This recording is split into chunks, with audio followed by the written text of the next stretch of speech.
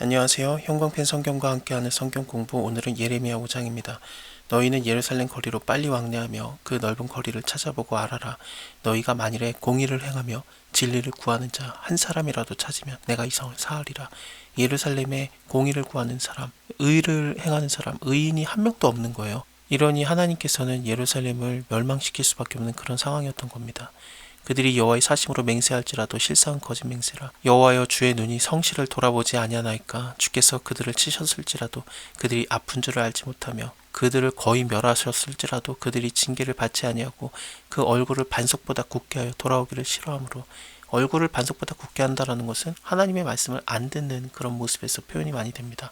내가 말하기를 이 무리는 비천하고 우준할 뿐이다. 여호와의 길 자기 하나님의 법을 알지 못하니 내가 귀인에게 가서 그들에게 말하리라.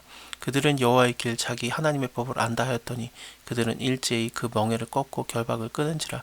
이 멍에를 끊는다, 결박을 끊는 것은 시편 2편을 보면은 우리가 그 결박을 끊어버리자 하던도다라고 나오거든요. 그것은 하나님과 우리 사이의 그 결박, 멍에, 연결줄을 끊고자 하는 겁니다.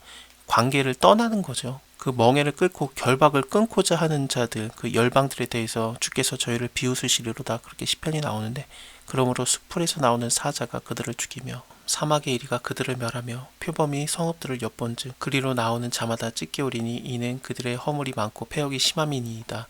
여기서 나오는 사자라든지 이리, 표범이 진짜 동물들을 얘기하는 걸 수도 있고요. 아니면은 좀 상징적인 의미일 수도 있습니다. 대표적으로 수풀에서 나오는 사자는 바벨론을 많이 표현을 합니다. 이것이 진짜 들짐승들을 말하는 거든 아니면은 다른 나라를 표현하는 거든 어쨌든 하나님께서는 예루살렘을 멸하기로 마음을 먹으신 거예요. 내가 어찌 너를 사하겠느냐. 너의 자녀가 나를 버리고 신이 하는 것으로 맹세하며 내가 그들을 배불리 먹인즉 그들이 행음하며 창계집에 허다히 모이며 그들은 살찌고 두루다니는 수말같이 각기 이웃의 아내를 따라 부르짖는도다. 나 여호와가 이르노라. 내가 어찌 이 일들로 인해서 벌하지 아니하겠느냐. 내 마음이 어찌 이런 나라를 보수하지 않겠느냐. 하나님이 예루살렘을 먼저 버린 것이 아니라 자녀가 하나님을 먼저 버렸기 때문에 하나님께서도 이 예루살렘을 버리십니다. 너희는 그 성벽에 올라가서 회파하되 다 회파하지 말고 그 가지만 꺾어버리라. 여호와의 것이 아님이니라. 나 여호와가 말하노라. 이스라엘의 족속과 유다 족속이 내게 심히 패역하였느니라. 그들이 여호와를 인정치 아니하며 말하기를 여호와는 계신 것이 아닌즉 재앙이 우리에게 임하지 않을 것이다. 우리가 칼과 기근을 보지 않을 것이다. 칼이라든지 기근 혹은 들짐승 그리고 온역으로, 전염병으로 하나님께서 예루살렘을 치겠다라고 여러 번 경고를 하시는데, 그것 중에서 칼과 기근을 먼저 얘기를 하면서 이것이 우리에게 임하지 않을 것이다. 왜냐하면 하나님이 안 계시기 때문에 그런 재앙 임하지 않는다. 하나님이 칼과 기근과 온역과 들짐승으로 치리라 라는 말이 일어날 수가 없다. 없으니까 이렇게 하나님의 존재 자체를 무시하는 얘기들을 했어요. 선지자들은 바람이라 말씀이 그 속에 있지 아니한즉 그같이 그들이 당하리라 하느니라. 그러므로 만군의 하나님 여호와가 이같이 말하노라. 그들이 이 말을 하였은즉 볼지어다. 내가 너의 입에 있는 나의 말로 불이 되게 하고 이 백성으로 나무가 되게 하리니 그 불이 그들을 사르리라. 이 장을 보면은 하나님 스스로가 생수의 근원이 되셨다라고 말씀을 하시고, 우리는 마치 그 생수의 근원에 심겨진 나무 같은 시편 1편을 통해서 볼 때요, 그런 복 있는 자들이어야 되는데, 근데 이 나무가 하나님을 떠났기 때문에, 생수의 근원을 버렸기 때문에 하나님께서도 그 나무를 버리시고 그 나무가 불타버리는 거죠. 세례 요한도 비슷한 얘기를 하지 않습니까? 너희가 회개하라. 이미 도끼가 그 뿌리에 놓여져 있고 회개치 않으면 그것이 찍어져서 불에 던져지리라 라고 표현을 하는데, 그게 굉장히 연상이 됩니다. 나 여호와가 말하노라. 이스라엘 족속아 보라.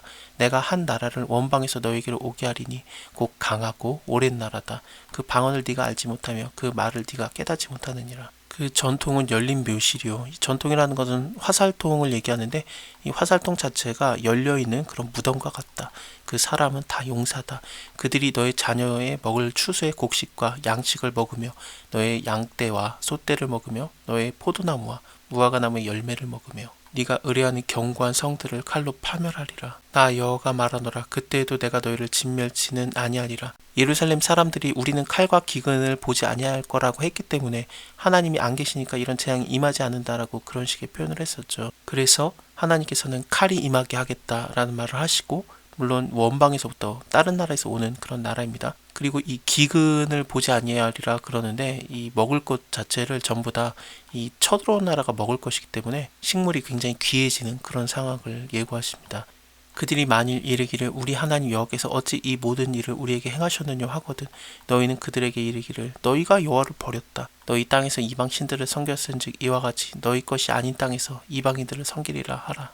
너는 이 야곱 집에 선포하며 유다에게 공포하여 이르기를 우준하고 지각이 없으며 눈이 있어도 보지 못하고 귀가 있어도 듣지 못하는 백성이여 이를 들을지어다. 여호와께서 말씀하시되 너희가 나를 두려워 아니하느냐 내 앞에서 떨지 아니하겠느냐. 내가 모래를 두어서 바다에 계한을 삼되 한계를 삼는다는 거죠. 그래서 그것으로 영원히 계한을 그 한계를 삼고 지나지지 못하게 했다. 파도가 흉용하나 이게 파도가 막 넘실대지만 그 하나님께서 바다에 경계를 삼아 놓으셨기 때문에 그 파도가 넘어가지 못한다. 그것을 이기지 못하고 뛰노나 그것을 넘지 못하게 하였느니라. 바다라는 것도 계속해서 넘실대면서 육지로 넘어오려고 하지만 하나님께서 정해놓은 그 성까지밖에 못 가는 건데 이런 하나님을 떠나고 너희 백성은 배반하며 패역하는 마음이 있어서 이미 배반하고 갔으며 또 너희는 마음으로 말하는 게 우리에게 이른 비 늦은 비를 때를 따라 주시며 우리를 위해서 추수의 기한을 정하시는 우리 하나님 여호와를 경외하자 말하지도 아니하니 너희 허물이 이러한 일들을 물리쳤고 너희 죄가 너희에게 오는 좋은 것을 막았느니라. 내 백성 너희 중에 악인이 있어서 새 사냥꾼의 매복한 같이 지키며 덫을 놓아서 사람을 잡으며 조롱의 새들이 가득한 같이 너희 집을 속임이 가득하다. 그러므로 너희는 창대하고 거부가 되어 살찌고 윤택하며 또 행위가 심히 악하여 자기의 이익을 얻으려고 송사 곧 고아의 송사를 공정치 아니하며 빈민의 송사를 공평히 판결치 아니하니 내가 이 일들을 인해서 벌하지 아니하겠으며 내 마음이 이 같은 나라에 복수하지 않겠느냐 여호와의 말이니라. 이 상황은 부유하게 되었을 때 살찌고 윤택하게 되었을 때 오히려 고아와 빈민들에게 공평치 못한 판결을 하는 것은 소돔의 죄와 똑같습니다. 에스겔서 16장을 봤을 때 소돔의 죄가 무엇이었는지 정확하게 나오거든요. 너희하고 소돔의 죄악은 이러하니 그와 그 딸들에게 교만함과 식물의 풍부함과 태평함이 있음이며 그래서 굉장히 부유했었는데 하나님께서 윤택하게 했고 살찌게 했는데 그가 가난하고 궁핍한 자를 도와주지 아니하였다. 거만하고 가증한 일을 내 앞에서 행하였다. 그러므로 내가 그것을 보고 또 그들을 없게 하였다라고 하면서 소돔이 멸망당한 이유가 가난하고 궁핍한 자를 도와주지 않았기 때문이라고 나와요. 물론 이사야서 3장에서는 죄를 자랑하는 것 그것 때문에 하나님께서 이 소돔을 멸하셨다라는 표현도 있고 여러 가지 죄가 복합적이죠. 어쨌든 이 에스겔서를 통해서 보면은 소돔의 멸망의 이유는 지금 예루살렘의 멸망당해야 될 이유와 똑같은 겁니다. 사마리아는 예루살렘의 죄보다 반밖에 안 졌는데 그래도 멸망당했으니까 당연히 예루살렘은 지금 멸망당한 상황이죠. 의인이 한 명도 없잖아요. 이 땅이 기괴하고 놀라운 일이 있도다. 선지자들이 거짓을 예언하며 제사장들은 자기 권력으로 다스리며 내 백성 것을 좋게 여기니 그 결국에는 너희가 어찌하려느냐.